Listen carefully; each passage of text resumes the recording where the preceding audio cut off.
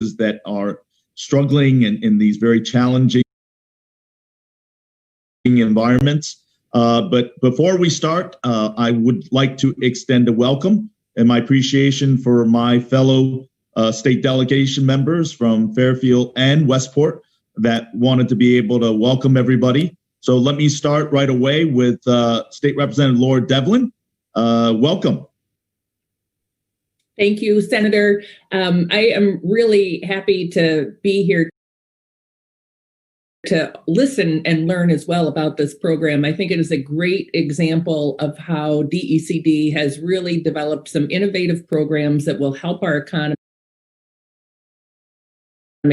This one specifically targeted to small businesses will go such a long way. And I know there's a lot of interest and excitement about the program, and rightly so. So I applaud you for putting this together to create more awareness and understanding so our small businesses can take advantage. Thank you for being here. And next, Representative Kristen McCarthy-Vahey, welcome. Thank you, Senator Hwang, and thank you to the Commissioner and our chambers and NFIB. It's wonderful to be here with my colleagues. I echo what Rep. Devlin said, just raising the awareness is so important. Two recent examples of that. I was in the hair salon for my one and only 2020 appointment and was talking about this grant, and they literally signed up to get the alerts. People don't always know, so it's really great to get the word out. And I heard also from a constituent who had received information from one of the e-blasts that we all send out. So I really do think it's important and wonderful, Commissioner, that you're partnering and getting the word to all of us as legislators and all of the chambers to just make sure that people know our small businesses are the backbones of our community. So it's great to be able to partner. And this is, I think, one in a series of steps. I echo again what Rep. Devlin said. You guys have done a great job, and we know we have a long way to go to get through this difficult time. So thanks again, Senator Hwang, for bringing us together. Thank you for joining us, Representative McCarthy-Vahey. Next, we have Representative Brian Farnan. Welcome.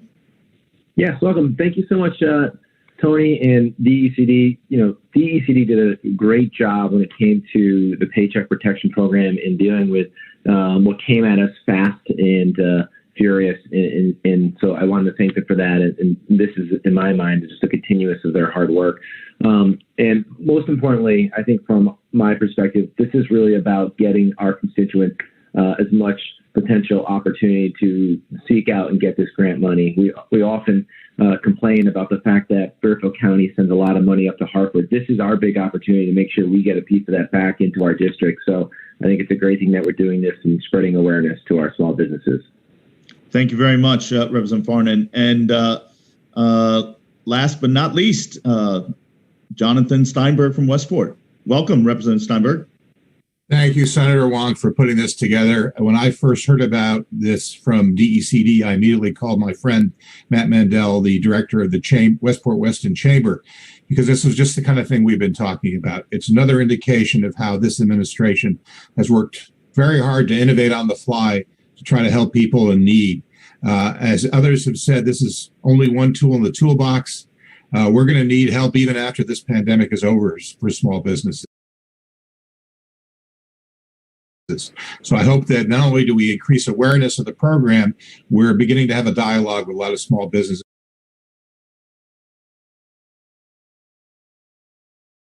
and not-for-profits about how we're going to weather the storm and get to the other side, and then what do we do then? So I want to thank the Deputy Commissioner for being here, but mostly thank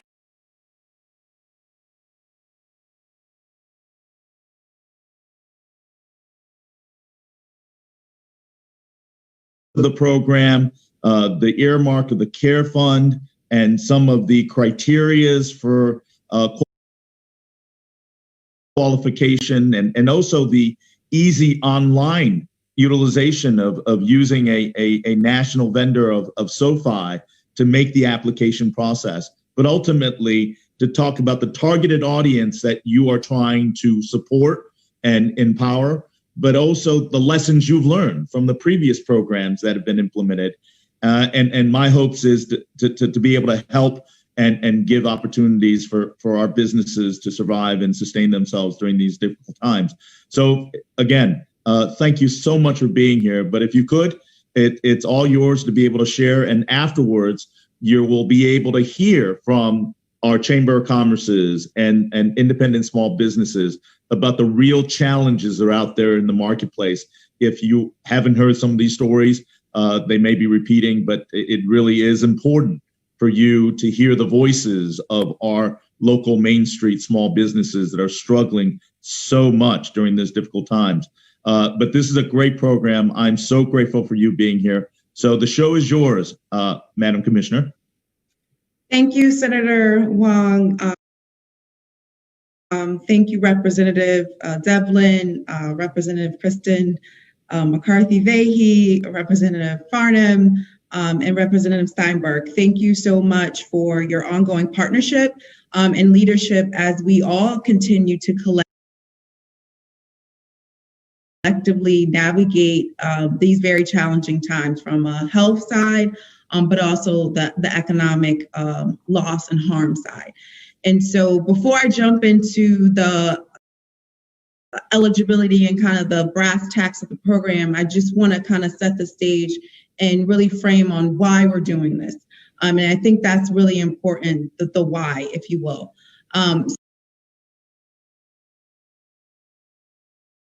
So, you know, when we first kind of the onset of the pandemic,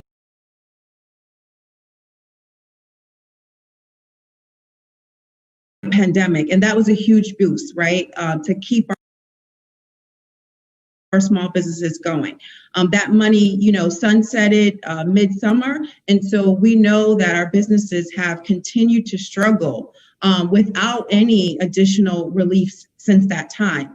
And we're now waiting for, you know, and have been waiting for, you know, additional federal stimulus to come, whether that's a new iteration of PPP, new program, and what have you. But I think the message is clear. Our governor has been a strong advocate in working with our federal delegation that additional stimulus is needed for our small businesses.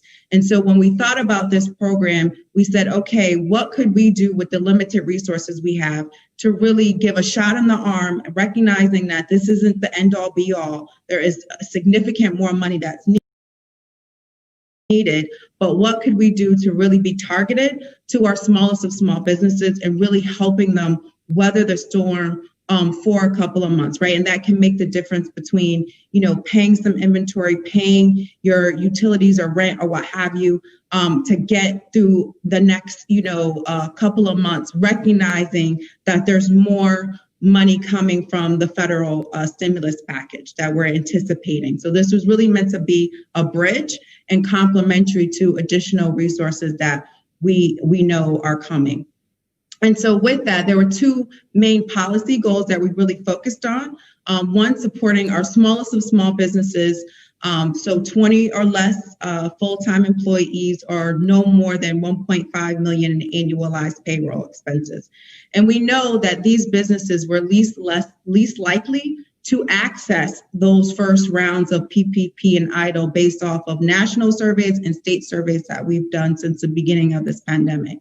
So we really wanted to make sure we were, again, being targeted to our small Main Street mom and pop businesses, if you will. The second priority was really focusing in on our communities that have been economically challenged. They were economically challenged before, and so these are our economically distressed municipalities. The state has a certification process to classify and designate these communities. As of 2019, there was about 25 of them. We have those listed on our website. And so, again, we know disproportionately pre-COVID, they were, you know, economically challenged. And now with the onset of COVID, they have further slipped behind, right? And they've been disproportionately impacted with unemployment and economic loss. So of the 50 million that we're going to be dispersing for this grant program, we're dedicating half, so 25 million, to businesses located in those communities. And again, those are many of our urban centers as well as some of our smaller, more rural communities, if you will. So now, what is the program, right? Just to get into some of the eligibility, because I know that's what everybody wants to get to. So you have to have 20 or less full-time employees or an annual payroll of less than 1.5 million as of December 31st, 2019. And I stress the or because you could technically have a business that has no less than 1.5 million in revenue, but have 25 or 30 employees. So that's really the guidepost there. You have to be able to demonstrate 20% or more loss in revenue year to date. So if you take the first 3 quarters of last year through September 30th, 2019, and compare that to the first 3 quarters of 2020 through September 30th, 2020, is there that 20% or more loss in revenue?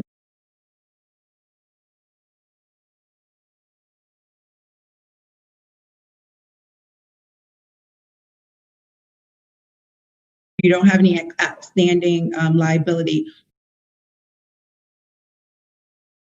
or you are on a payment plan and current with that payment plan.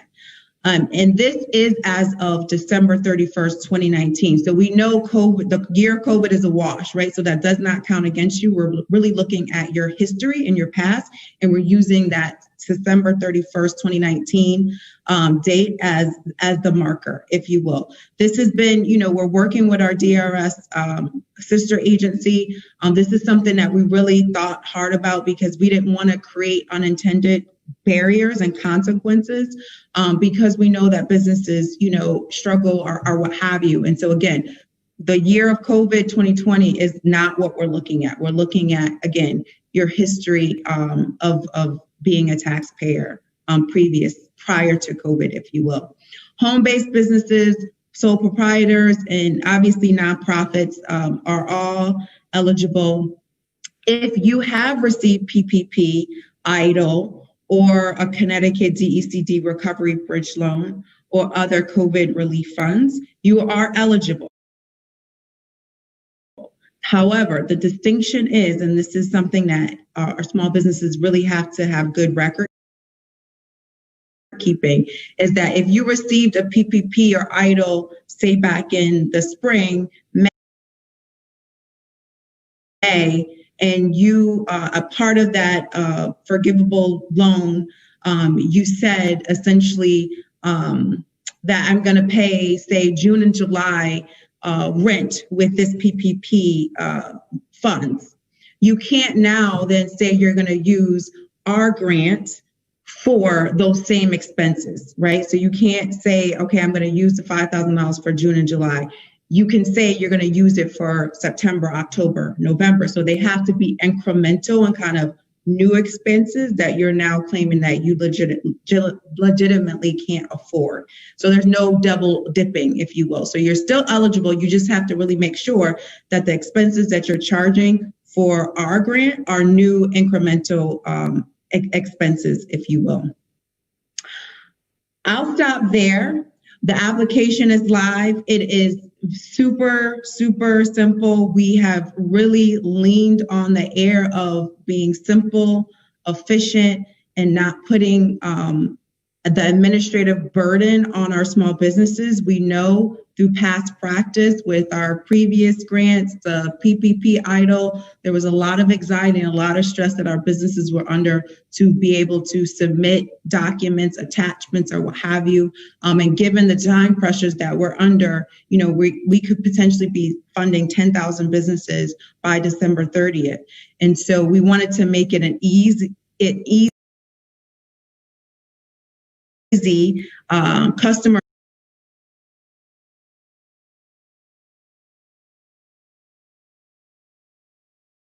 yes or no, if you will, because it's important. And on the back end, we do reserve the right to comply for compliance and audit purposes. So our plan is to, after, we get through this at the turn of the new year, to go back and probably audit, 5 to 10% of the applicant pool. So you need to make sure you're keeping, accurate records or what have you, but the application is very simple. You probably can get through it in 8 to 10 minutes. So on the customer side is super efficient, and we're trying to make it administratively the least burdensome and automated on our side, and which is why we've really leaned on our partner, SoFi, as Senator Hwang mentioned. And so it's live. I would encourage everybody to apply if you kind of, again, fit the eligibility test. Please put your application in. We've heard, many feedback. We've been doing business impact surveys since the onset of this pandemic, and we know that people need grants, right? And so if you are eligible, you get a one-time $5,000 grant. And we know that, businesses can't take on any more debt. Their anxiety is high with the level of debt that they're taking on. And so we really are listening. We really are trying to listen. And we will continue to listen. But again, please get your application in. And thank you. Oh, absolutely. Thank you, Commissioner. Before we go to Andy Markowski, one of the questions I had right away is the fact that in listening to the Commissioner, David Lehman, and the great work that he has done, he really emphasized the fact that this program went live at 8 p.m. last night, and that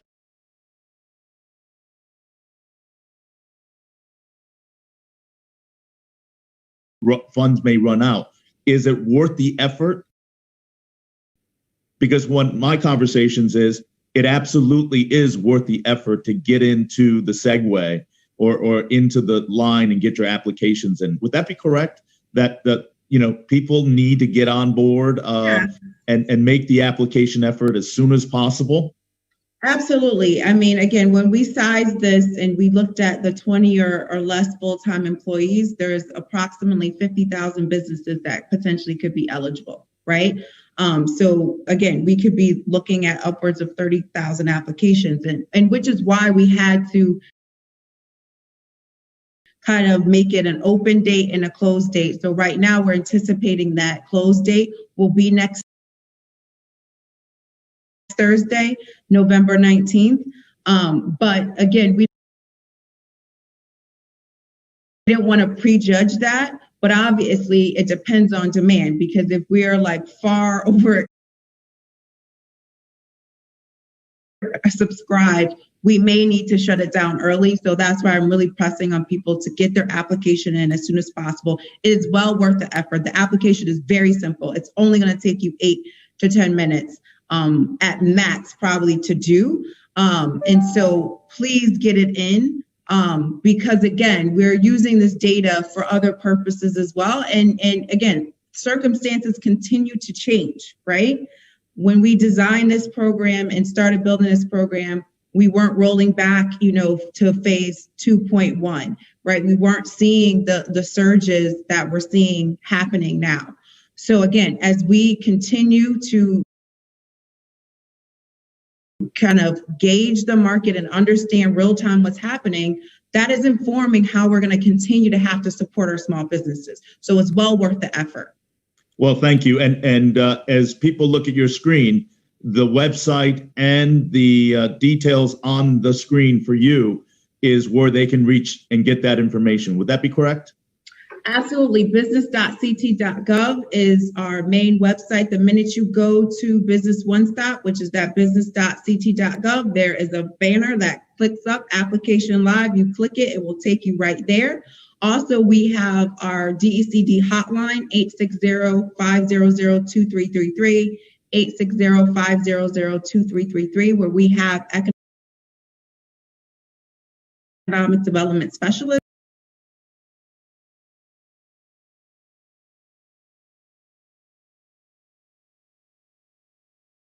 I believe it's like 8 to 9 lunch session and an evening session where we have our team members that are on, Zoom, like I think it's Microsoft Teams platform, and they're just doing open office hours. So a small business can drop in and ask their question, get it immediately answered, and go back and fill out their application. So there's real-time help too to help you fill out your application as well. And we have a whole host of also partners. So the Women's Business Development Center, the Small Business Development Center, who are all out there willing and able to help. And this is all resources that are on our website. Thank you. We're getting a lot of questions from listeners. I just wanted to repeat that this is being recorded and the resource is going to be available to you afterwards and the contact information. But why don't we go to Andy Markowski, Commissioner, and for Andy as a representative of the National Federation of Independent Small Businesses to offer you some of their perspective, and if he has any particular questions from his membership that could be answered. And we'll follow through with respectively the Chamber of Commerce's as well. So, Andy, if you could share some of the challenges your memberships have encountered and be able to have a voice to share with the Commissioner of DECD, but also if you have any particular questions to the Commissioner on behalf of your membership and people's interests and concerns. Great. Well, thank you, Senator Hwang, for putting this together. It's nice to see you and to see all the other representatives. I look forward to working with you all in the coming year. And special thanks to the governor and the administration and DE.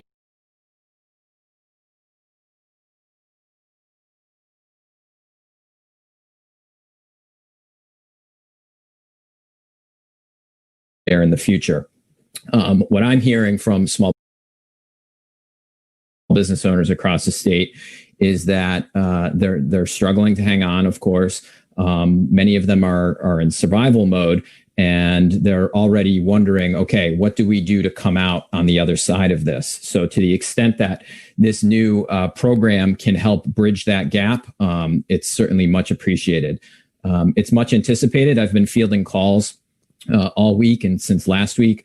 The questions are, when is the application going to be up?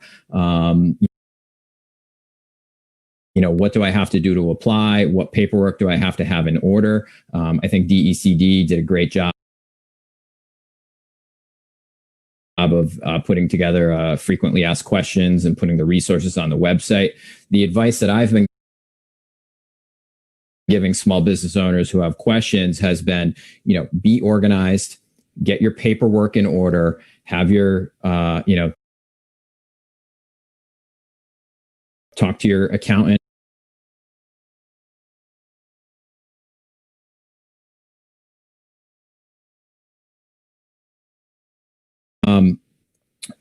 Some of the questions I've been getting, and I think Deputy Commissioner, you answered this already, was really about the distinctions in eligibility for a business who may have already received or is in the process of awaiting some other form of grant or aid or loan. I think, people want to make sure their I's are dotted and T's are crossed, and there are no problems with cross eligibility. A lot of the questions in general, even prior to this program that I've heard from small business owners were about the forgiveness aspect of the PPP. So it's also, assuring people, right away, this is a grant. It says so right in the application, and just, helping them understand that, this is CARES Act money that came from the federal government down to the state. The state has allocated this portion for this program, and it is intended to be a grant. Two more things I'll just mention before I close up, and that is just, the types of businesses that are impacted. We've heard a lot, of course, about the service sector, the restaurant industry, the hospitality industry. I think we all know they've been particularly hard hit.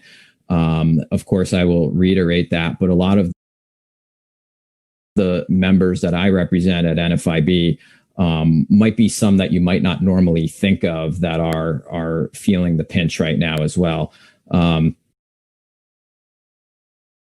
Child care centers, of course, sporting arenas and sporting venues. Of course, with the news that came out earlier this week, I heard from a couple hockey rink owners who were concerned about, what is the state of play.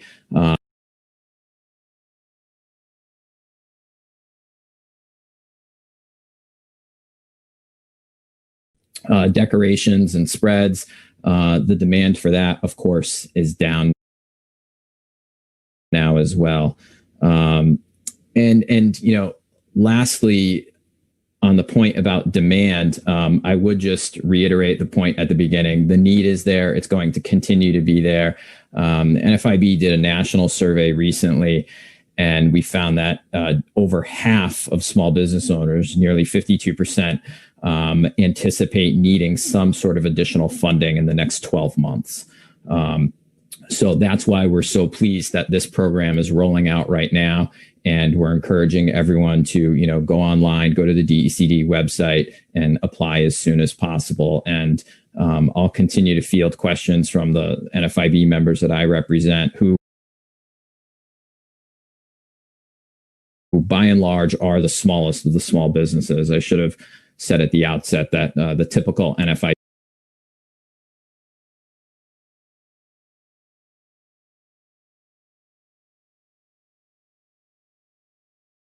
member has 15 employees or fewer.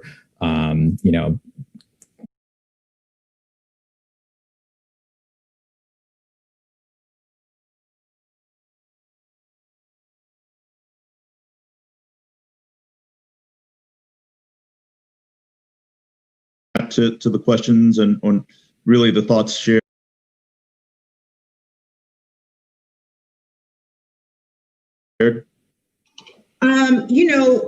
It's consistent with what we know, right? As I mentioned, we've been doing business impact surveys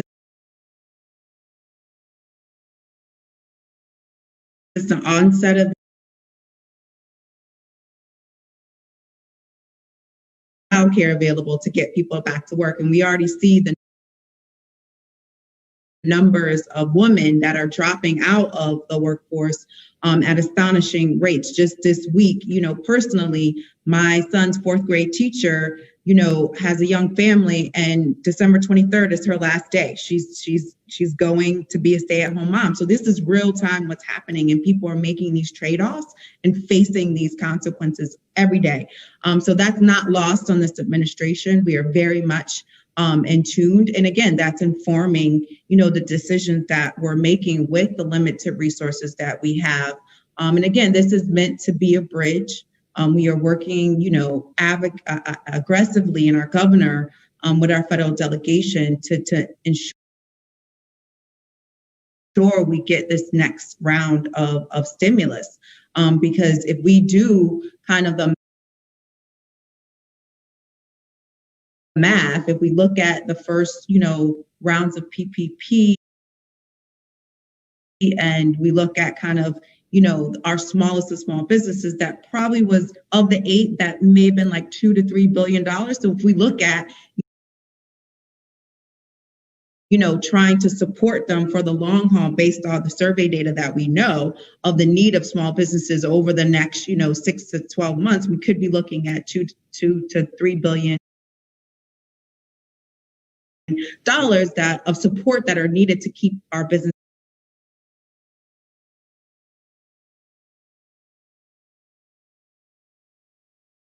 on Main Street type of services that kind of have a kind of a cascading effect affecting all different sectors. And this grant is intended to reach to those people. So I really appreciate the foresight of the administration and commissioners of DECD to recognize that group. Now, let me go right to Beverly Ballas, Fairfield Chamber of Commerce Executive Director, representing an array of businesses. But Beverly, please share the number of members that you represent in the various aspects, and questions that you have specifically for the commissioner.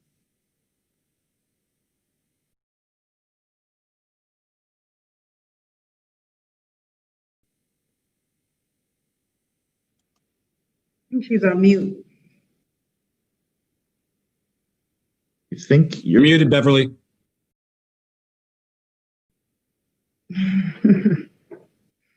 There we go. welcome, Beth.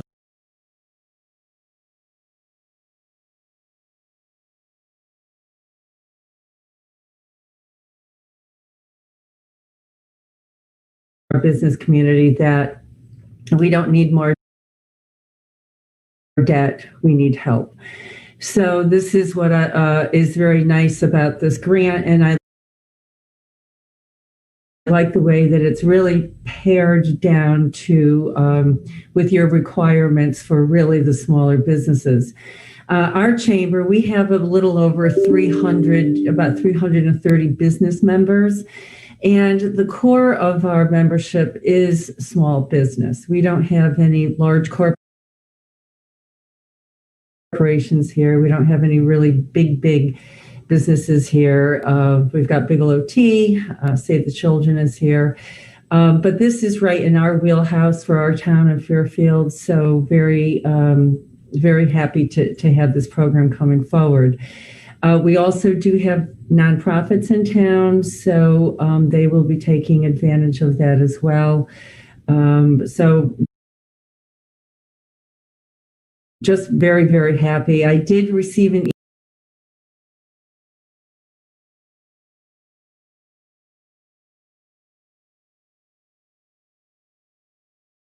out to our membership so the applications get processed quickly. And I know from one of your other presentations, it's really getting all your information together in advance of the application, so you can get through it in about 7 or 10 minutes. But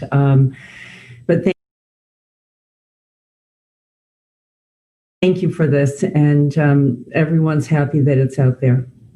Beverly, if I may ask, if you could elaborate some of the wide array of businesses that comes right to the top of your mind that would really be able to benefit from beyond the traditional Main Street that we talked about, restaurants and florists that Andy brought up. But talk about the other businesses that could be encouraged to apply and that the chamber supports as well. Right. So clearly restaurant, we have many restaurants in town, but the independent ones, for instance, are fitness businesses. And we have many. We have a section in Fairfield called the Sportsplex, and we have a lot of individual businesses in there. And since day one, it's been very difficult for them, and that is one important sector, I would say, of businesses that are looking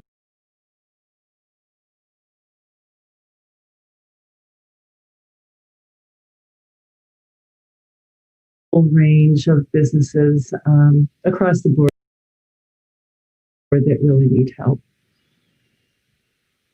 If I may, Senator Hwang, just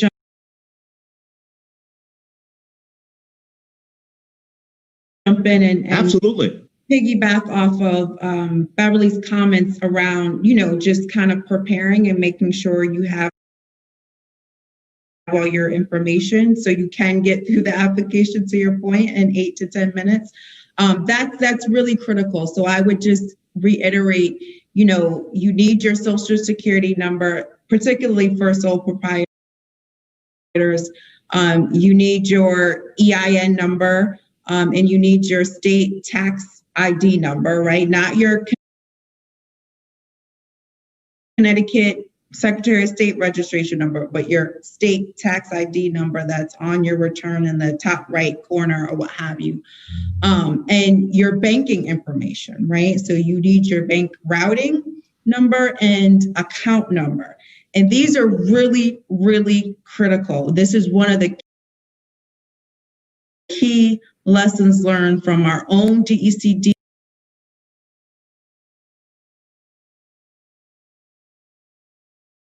And so previously, when we did our DECD recovery bridge loan, we were able to kind of do that customer care and go back and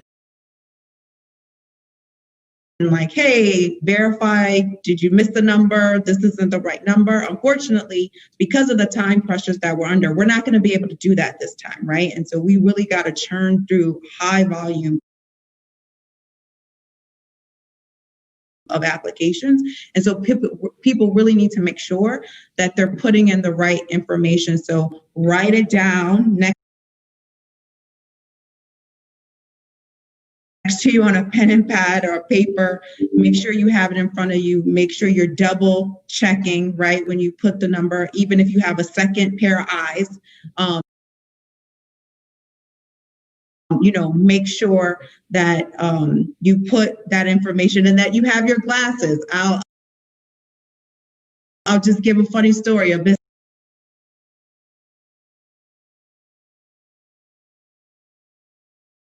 things that are happening. So I just want to really reiterate the point.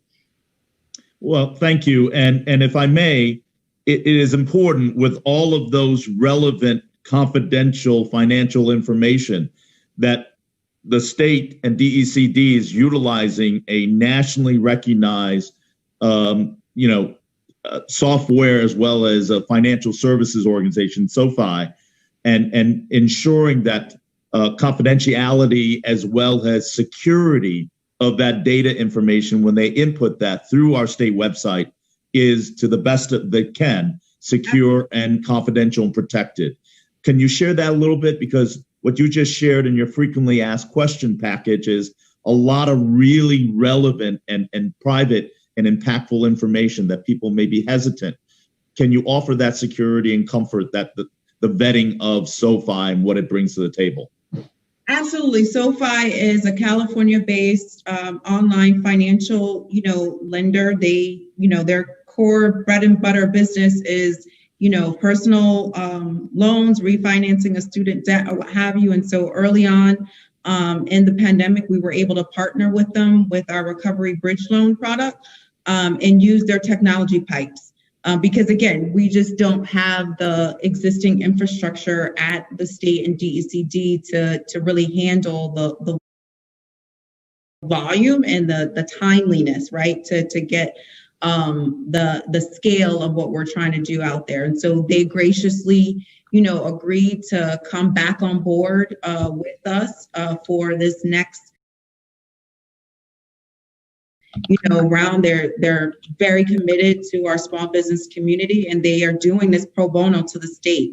So everybody should know that this is free of charge. It's a gift to the state. So we've been really grateful to have them as a partner. And again, we're using their professional infrastructure to make this process as automated as possible and securely as possible. Thank you. And we'll go to Matthew Mandel, the Executive Director of the Westport Weston Chamber of Commerce. I do want to offer that as we go up. I know there's the 50-50 demarcation of the 50 million for distressed communities and the remaining 25 for the other communities. Two questions, and I want to preface Matt's input as well, is the fact that even in towns like Weston and Fairfield, our businesses are under duress. They are under tremendous duress and pressure. And the demarcation of that is somewhat frustrating in my observation. Number two is we have nonprofits. In fact, both of our Chamber of Commerces are a unique set of nonprofits, and they are getting some mixed messages in regards to that. But I'll defer to Matt to kind of reiterate that our businesses in some of the locales and different communities that are not under the category of the 20 plus centers that have been designated, every business is under duress under the COVID environment, and there's tremendous need everywhere. But with that said, Matthew Mandel. Thank you, Senator Hwang, for putting this together, and representatives for joining in. And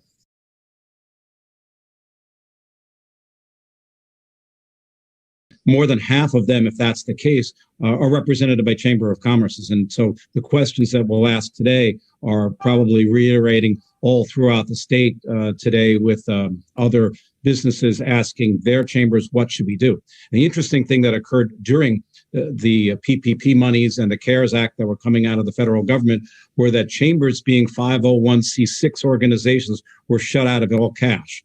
And it's only lately that we're hearing that there's a possibility that more nonprofits will be getting money either from the state or the federal government. And so that's something that's very important to us, because since everybody comes to us asking for questions, and we're the ones who have no money and have no dues coming in, aren't able to run our events, we're actually suffering more than maybe some of the businesses that we're actually helping out. And yet we still do. I know Beverly and I have worked tirelessly on trying to help businesses even while we're being hobbled. So that's one thing. But so the question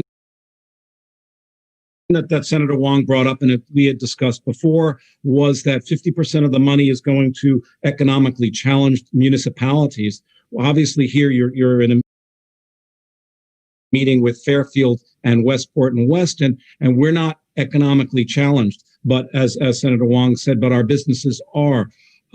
So our businesses that are going to be applying, what can they expect out of this? Are we already looking at 50% less? So there's only 25 million for us. Is there a possibility of more money coming to all businesses and looking at them in general?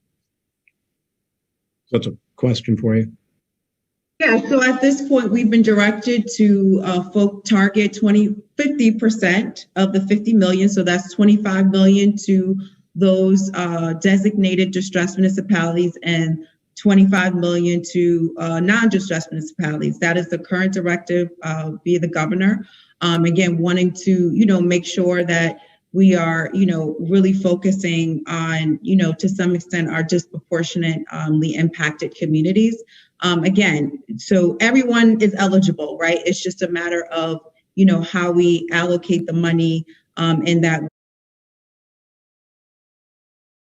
we're, being equitable to some extent with that distribution of funds. And again, this isn't the end all be all, right? I can't,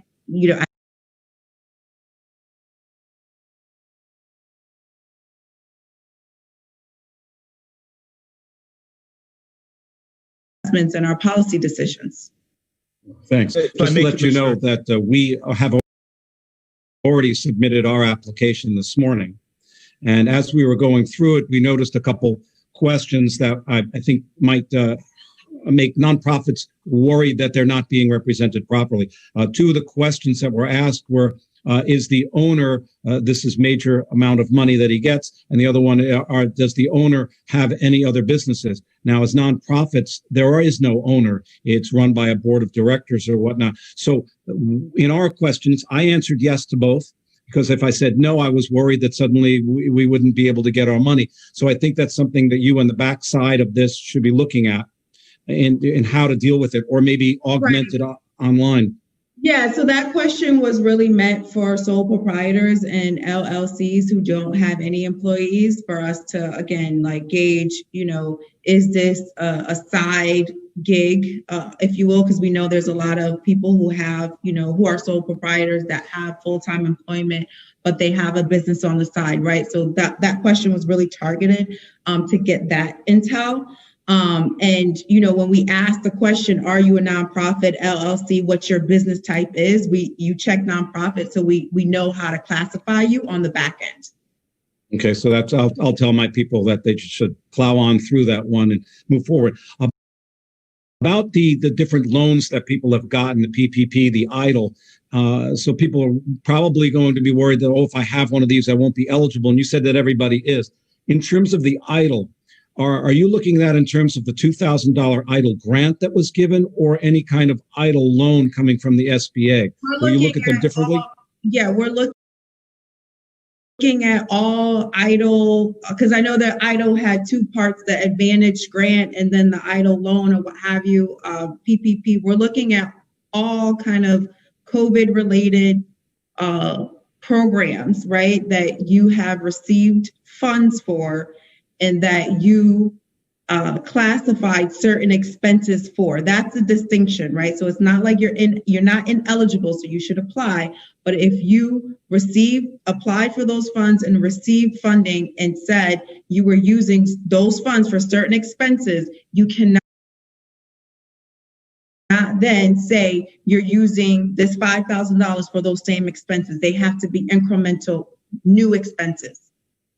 Okay. Well, one would think that if they get the $5,000 in December, that something that they spent in March and April is long gone, and now they're going to be paying payroll or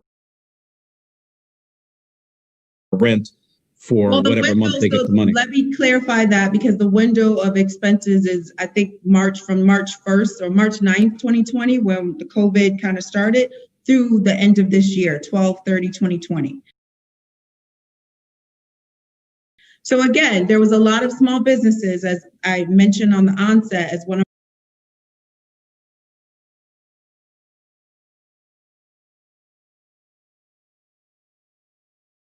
funds.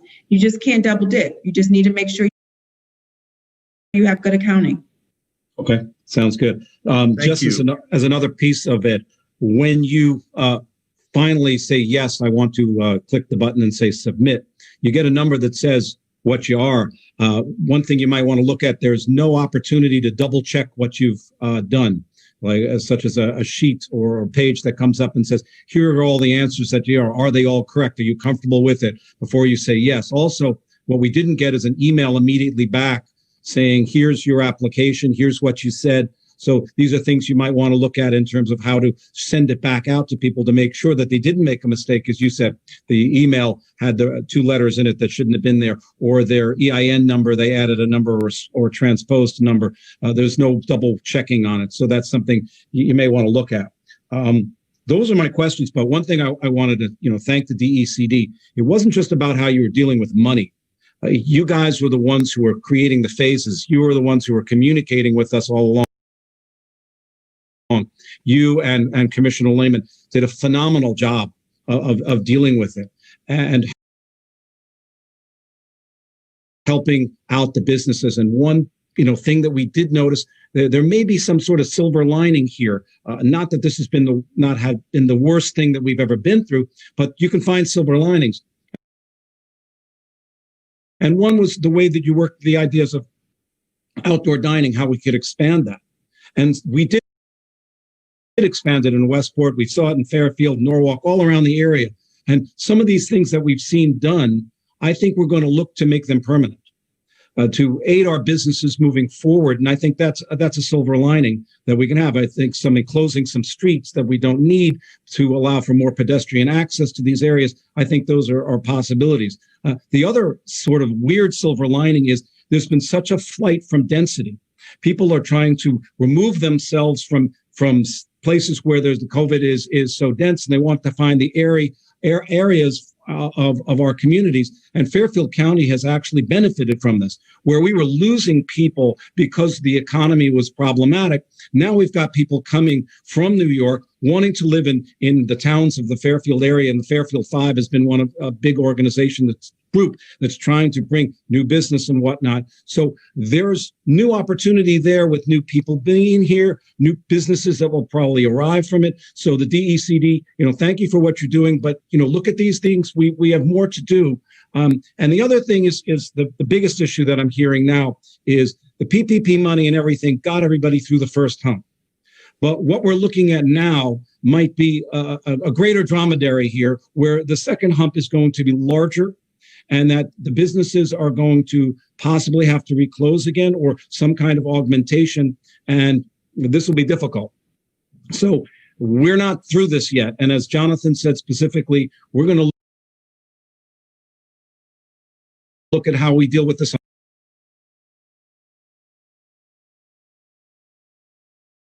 Perfect. And if I may ask to be able to add some more FAQ as relative to our nonprofits, like our chambers and nonprofits and where they can apply, as well as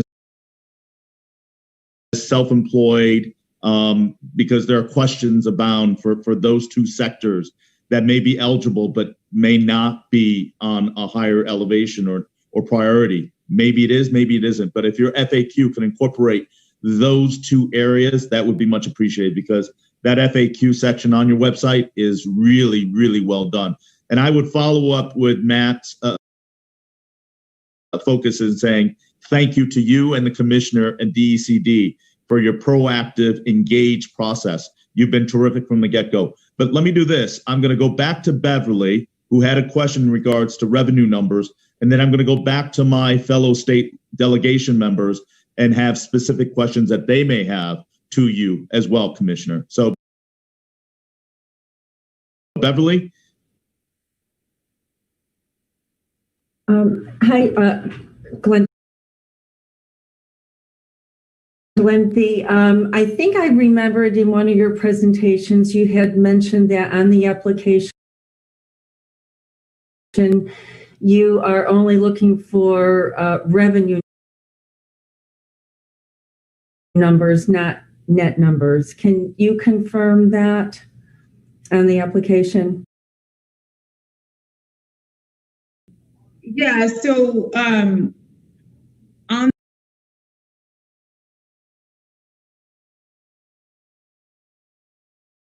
where we can with DRS, and particularly on the compliance side. Obviously, we don't have, this year's numbers, but we have last year's numbers through DRS. So again, as reported to DRS, those are the numbers that you should be documenting and using. Good. Thank you very much. No, thank you. And that was an important question, Bev. Thank you. Let me go to Representative Steinberg, and thank you for my delegation for their patience. But you are all terrific representatives of your district. Do you have any specific questions based upon the feedback of our chambers and the Deputy Commissioner? Representative Steinberg. Thank you. I really appreciated the presentation. I don't think I really have questions other than to suggest that our experience has been when we innovate, sometimes there's less clarity than we like. And I appreciate that this is a challenge for the administration and the Deputy Commissioner to make sure everybody really understands this. So as we seek to spread the word, let everybody know what's going on, we're really going to need to be sure we are sufficiently educated ourselves to be able to communicate it. What I love about it is that it's so easy to fill out the application, but I think we have some work to do as legislators as we spread the word. I put out a blast today on my website, which I realized probably needs to be updated based upon what I've just learned, to make sure people really understand how to apply, the urgency in doing so, and how this is just one tool in the toolbox, and they need to be sure they're aware of others as well. Thank you, Representative Steinberg. And indeed, we are, as a state delegation member, even those that aren't able to join us today, a conduit to you. And again, I sound like a broken record complimenting Commissioner Lehman and yourself, because this is a refreshing and a positive aspect of being on the ground and being a resource. You're going to have challenges, but the website combination with this time forum is tremendously helpful. So thank you, Commissioner. Let me go to Representative Farnan, if I may.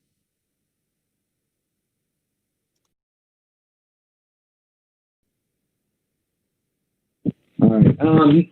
No additional questions. I think everything was handled very thoroughly. I mean, my only kind of overall comment is when it comes to these New Yorkers coming into Fairfield County, obviously it's been a boon to us. We see it in our real estate values, but the long-term success of New York City is also crucial to us. So just wondering from a DEC perspective, obviously I'd love to poach as many companies as we can. Is there kind of a formal strategy being taken to kind of make sure some of those companies and people that come here are, hopefully we can keep them here? Yeah, thanks for the question, because I did want to jump in on Matt's point earlier around kind of, don't letting a crisis go to waste, right? And always seeing opportunity. And absolutely, we're in it, we're knee deep in it, we're in the eye of the storm. So it's hard to kind of like get out and see the bigger picture. But, we try to do that, and we absolutely do see tremendous opportunity. And I just want to, commend all of our small businesses for their innovation and for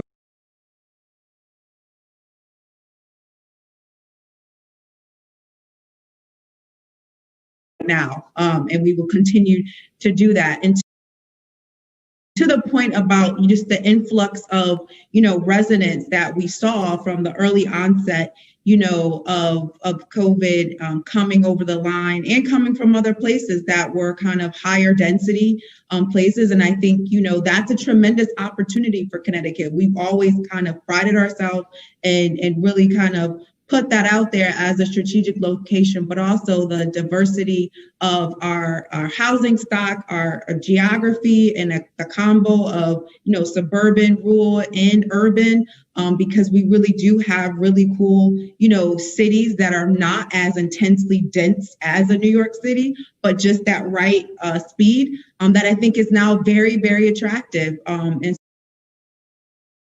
especially with people recognizing that they don't have to be in, these highly densely populated areas, and they can work from anywhere, right? And so I think that's a tremendous opportunity. And there's an active strategy from a talent front and a business recruitment front to make sure we are aggressively going after this moment, right? Because we know it's a window and it's a moment, and we're jumping through and we're working with our partners at Advanced CT, which is our new public-private partnership, and they're essentially our team extension that's focused on business recruitment and retention. And so there's an active effort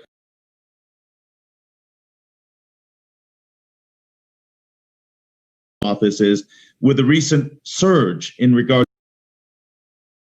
to the COVID cases and a reversion back to sometimes phase 2, that there has to be a greater consideration that our businesses that are taking a step back, unanticipated, is going to struggle a lot more than they thought. And these grants are going to be essential, not as a gift in any way, but really just survival. So I would really encourage that as the governor make these kind of decisions based upon medical fact, that the economic and the cascading consequences are devastating to our businesses. So please know that from a conversation as the entire administration evaluates next moves. So on to... And that I just want to reiterate, that is not lost on any of us. And we can't do it alone. We have to have our federal partnership. Because again, we all know, and I'm sure all of our representatives and senator here are all aware and in tune with our financial situation. And so we know we can't backstop all of this. And so we absolutely need the federal government to step up and be a continued partner as we continue to manage through this response and get on the other side of recovery and growth. And if I may add, also our private sectors as well. So it's a true collaboration with all the significant actors in these. Representative McCarthy-Vahey. Thank you so much. And I couldn't underscore enough. It really is a partnership between federal, state, and local. And Commissioner, the $2 to $3 billion number that you said was quite stunning and absolutely isn't something that the state can shoulder on its own. But I also will underscore what you said in terms of the diversity of housing stock and looking at expansion of outdoor dining. As we look at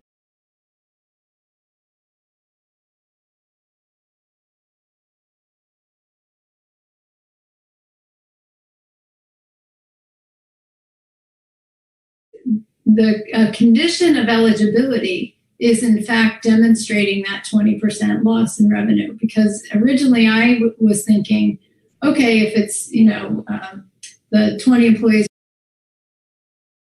or less, or the 1.5 million. But in addition to that I just want to clarify and ask if you can confirm that that is another condition of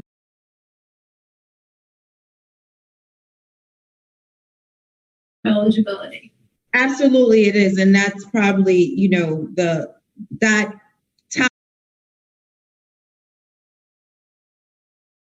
top line, right? So if you look at the employee count and you look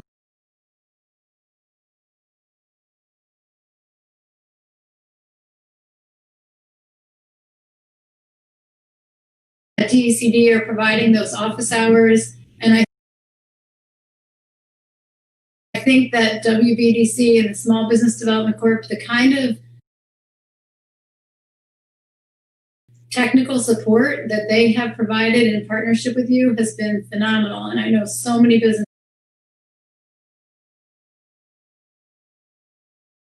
businesses who have benefited from that. And I know that Beverly from the Chamber here in Fairfield has done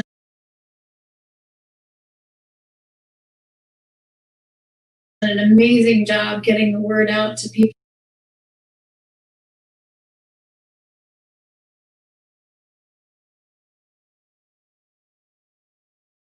At any moment.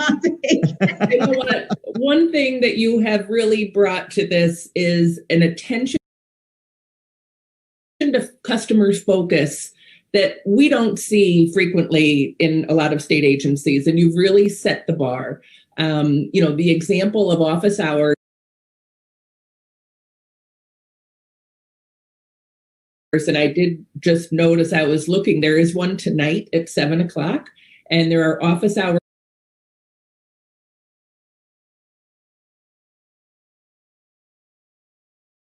over this weekend.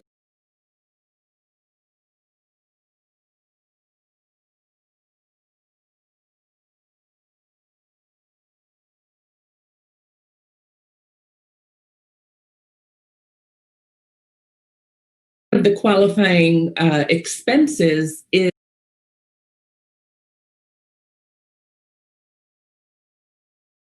is complying with the COVID orders. So if it's plexiglass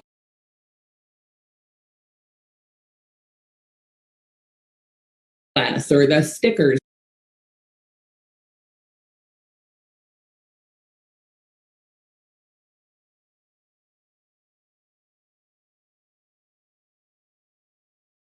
you are. Thank you. And to that point,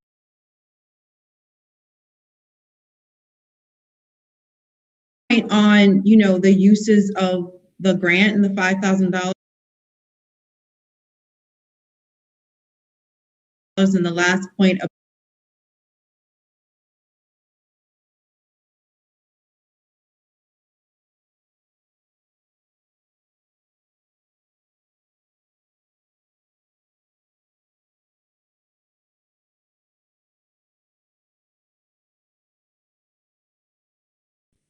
Thank you, Representative Devlin. Any other?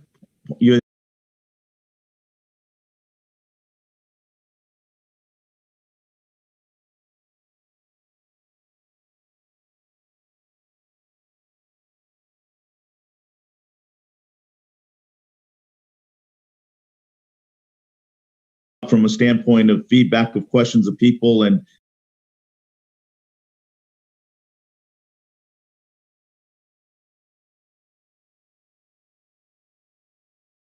from Mr. Mandel is there a possibility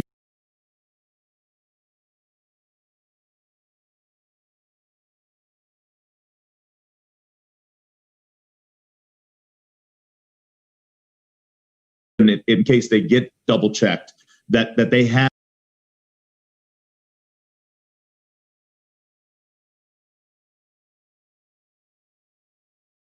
a document in file? Number three, if it is at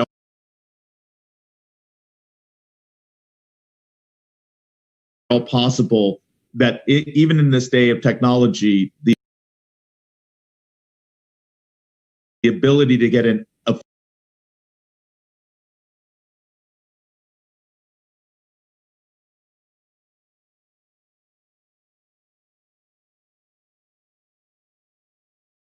They get in a unique case number. And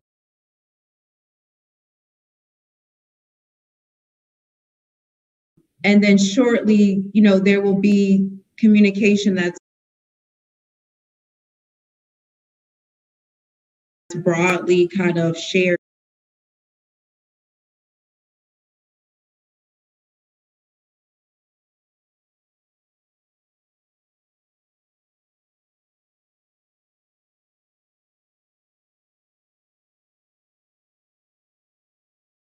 And efficient. So I can't promise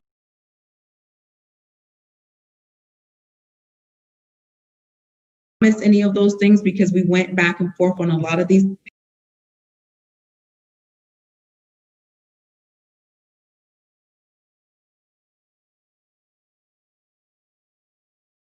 But it's good feedback. It's not lost on us.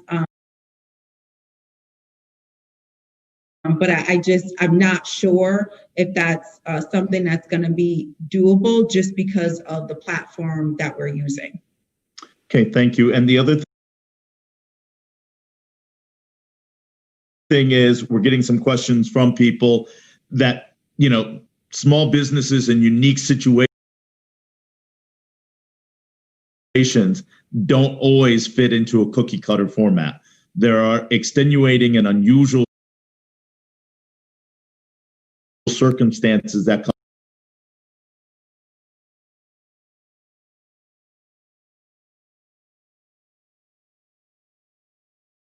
about in explaining their extenuating circumstances to your organization to have that proper consideration. Yeah, so there's a few different resources that are available in resource partners because again, DEC does not, we don't do this in isolation and we don't do this in a box. We have a entire ecosystem of partners that are out on the ground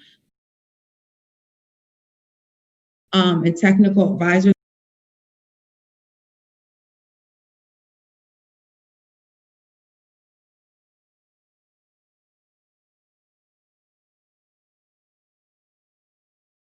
Business Development Center that are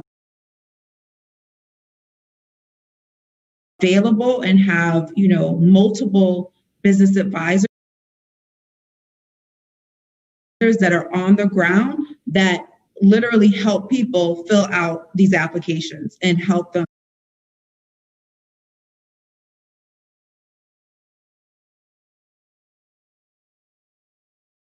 that businesses can access to talk to someone personally to go over their unique, again, circumstance. And my last question would be the possibility of federal funding, which in the past PPP program was administered by the federal SBA program. And the communications wasn't always great on that. And the accolades that you and Commissioner Lehman have received today is well deserved and truly appreciated. Is there a conduit with DECD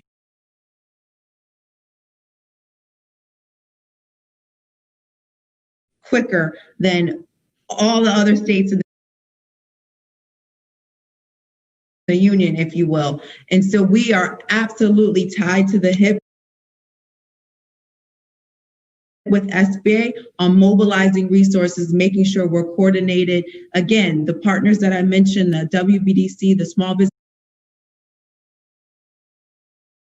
Development Centers, those are all SBA affiliates that are on the ground. And so we work as a team to, again, mobilize those resources, get prepared, get ready to again, ensure that we can effectively communicate and make sure that our small businesses are accessing those resources. So when you look at the close to $8 billion that came into our economy, that was because of that coordination and close collaborative effort between the State Department of Economic Development and the SBA, mobilizing very quickly, and we got more than our fair share and pushed well above our weight based on our per capita and what we actually got into our economy. Well, the work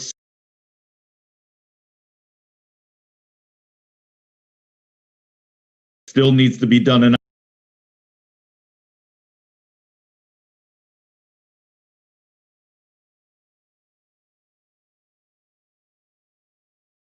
one more shout out to thank you and Commissioner Lehman for the great work you're doing and the great work you're going to continue to do, because the challenge remains. Absolutely. So thank you very much for all the participants.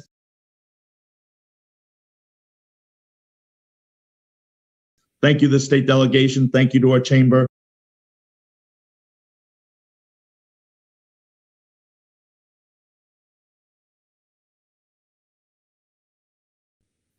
Have a great weekend. Take care. Stay healthy. Stay safe. Thank you, Senator.